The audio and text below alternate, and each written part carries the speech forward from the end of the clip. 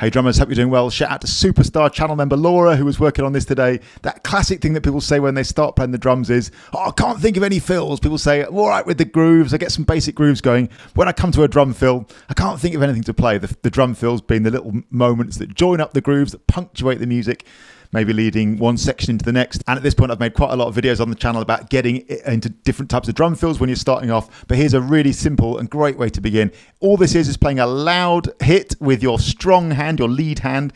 If you're right-handed like me, that would be your right hand, your right stick, and quiet notes with your left stick. I'm playing single stroke roll 16ths. So 1E and a 2E and a 3E and a 4E and again, nice and strong, accented with the right stick. If you're right-handed, nice and quiet with the left stick. So if you played a whole bar, 1E and a 2E and a 3E and a 4E and some things to watch out for if you're just starting off on the drums. Your hits are nice and clean, like a bouncy ball bounces back off the drum head. Don't press the stick into the head and don't have it sort of buzzing on the drum head. You want it bouncing back. And then pick how long you want your drum fill to be. In the first case, nice short drum fills, maybe starting on beat 4. So, say you're playing a little groove.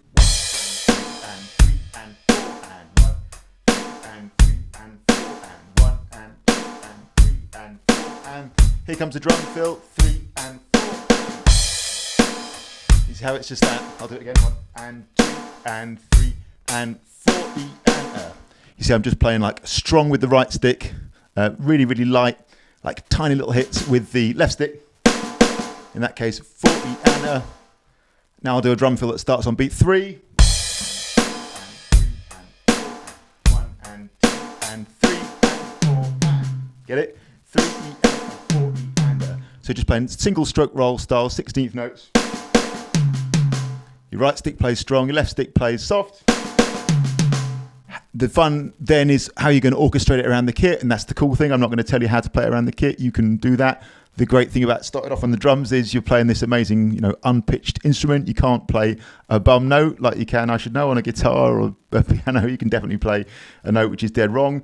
On drums, you can play out of time. You can play something that doesn't really fit. But as long as you're in time and you've got a nice flow to it, and it's got a musical feel, and it's a number of hits that will work, which this will, a 4E and where you go around the kit.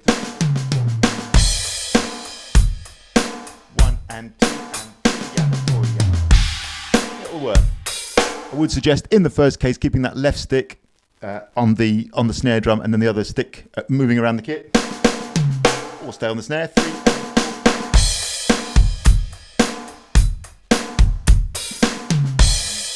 3, 4, 1, 2, 3, 4. And you might think, these are really simple, basic ideas, but actually these will take you a really long way. If you're playing with a band, if you're making music, if you're just jamming along to music, and you want simple drum fills that fit and they flow, and they do a really important thing, I would say, which not all beginner drum fills do, which is they keep the groove going. So, like we always say, if you're playing with your band, you look out at your audience, you want them to be dancing, tapping their feet, digging it, nodding their head, whatever the thing is. And when you get to your drum fill, a key point is you want them to still be doing that, still digging it, still grooving along. That head needs to still nod. And I think back, especially to the young version of me, playing my fills.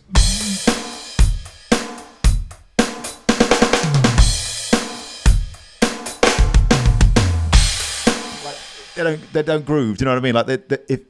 So your audience, some of them neither know nor should they care like which bit is a groove, which is a fill if they're not musically inclined. But the point is it has to groove. And I think back to the younger version of me when I started, pretty sure it didn't always do that. But this is a very simple idea, but allows that to happen. I'll do some more now. I'll do some longer ones that last for the whole bar.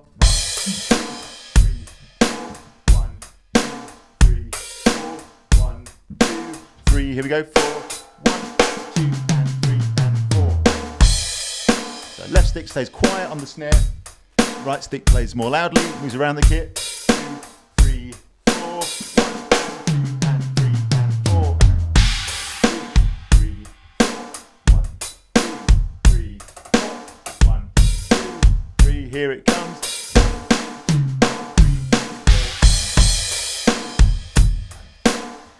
As that demonstrates there, you can go to the snare drum, the toms, the cymbals.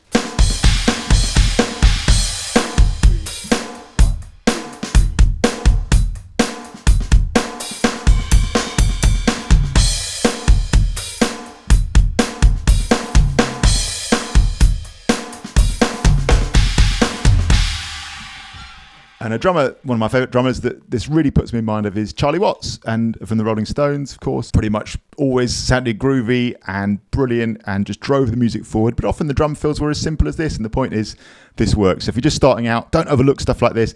On the channel members page just now, channel members of this channel, I'll post some examples. I'll post like 3 or 4 different examples to get you started if you need some impetus. But a simple idea, right stick or whatever handed you are, strong, and left stick playing quietly, single stroke roll 16ths, 1E and a 2E and a 3E and a 4E and a. Experiment with different lengths of drum fills.